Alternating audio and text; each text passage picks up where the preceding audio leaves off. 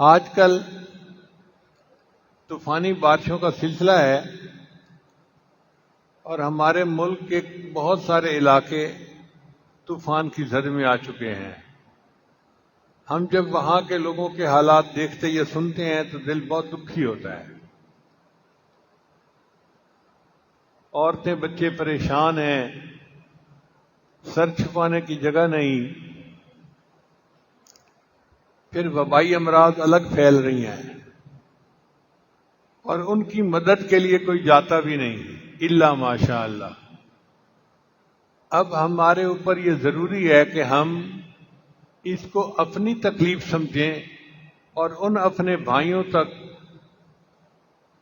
جو پہنچا سکتے ہیں امدادی سامان پہنچائیں، کھانے پینے کی چیزیں ہوں، پکا ہوا کھانا ہو، دوائیاں ہوں، ان کی مدد کرنا ہمارے اوپر ضروری ہے۔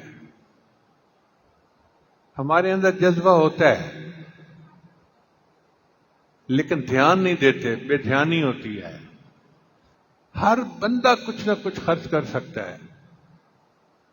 جو غریب ہے وہ سینکڑوں میں کرے، جو اس سے زیادہ امیر ہے وہ ہزاروں میں کرے، اور جن کو اللہ نے فالتو مال دیا ہے وہ لاکھوں میں کریں۔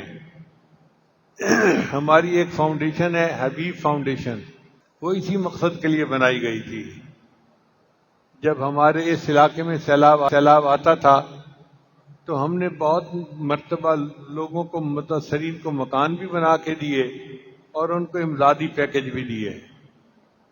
ہمارا ارادہ اب بھی یہی ہے کہ ہم انشاءاللہ ابھی بھی اپنے بندے بھیجیں گے اور اس علاقے میں متاثرین کی مدد کریں گے۔